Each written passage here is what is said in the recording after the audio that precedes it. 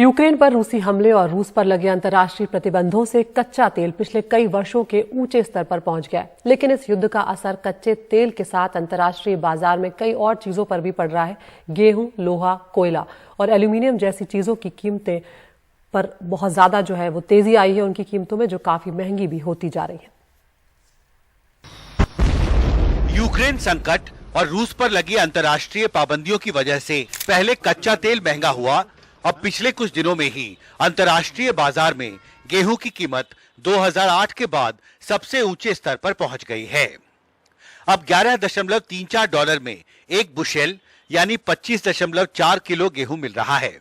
America के कृषि विभाग के मुताबिक 2021 में गेहूं के निर्यात में रूस और यूक्रेन की साझा हिस्सेदारी 29% तक रहने का आकलन था।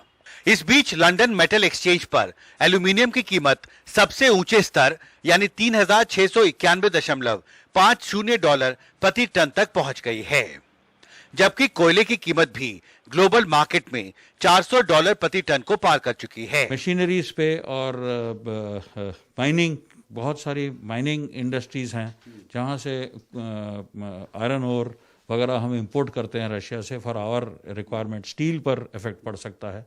सो इन चीज़ों पर जो मेजर आइटम्स हैं इन पर हमें इफेक्ट पड़ेगा। लेकिन ओवरऑल अगर हम देखेंगे तो इतना सिग्निफिकेंट नहीं है, लेकिन रॉ मटेरियल कॉस्ट जरूर थोड़ा बहुत इम्पैक्ट होगा। यूक्रेन पर रूसी हमले के बाद अंतर्राष्ट्रीय कमोडिटीज मार्केट में उथल पुथल बढ़ती जा रही है। गेहूं, कोयला, आयरन ओर और एल्यूमिनियम जैसे कई महत्वपूर्ण कमोडिटीज के ग्लोबल ट्रेड में रूस की हिस्सेदारी बेहद महत्वपूर्ण है और रूस पर लगाए गए अंतर्राष्ट्रीय प्रतिबंधों की वजह से कई महत्वपूर्ण कमोडिटीज की रॉ मटेरियल की सप्लाई अंतर्राष्ट्रीय बाजार तक नहीं पहुंच पा रही है, जिस वजह से कई कमोडिटीज की कीमतें लगातार बढ़ती जा रही हैं।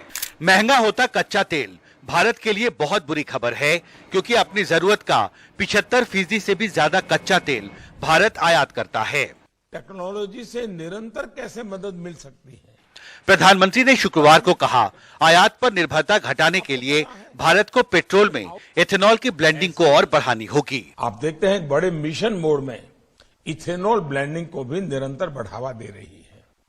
इस बजट में अनब्लेंडेड फ्यूल पर एक्स्ट्रा डिफरेंशियल एक्साइज ड्यूटी का प्रोविजन किया गया है। हमें अपनी शुगर मिल्स और डिस्टिलरीज को और अधिक आधुनिक बनाने की जरूरत है। इसमें भी टेक्नोलॉजी अपग्रेडेशन आवश्यक है। जाहिर है, यूक्रेन युद्ध से खड़ा हुआ आर्थिक संकट भारत के लिए एक बड़ी चुनौती बनता जा रहा है।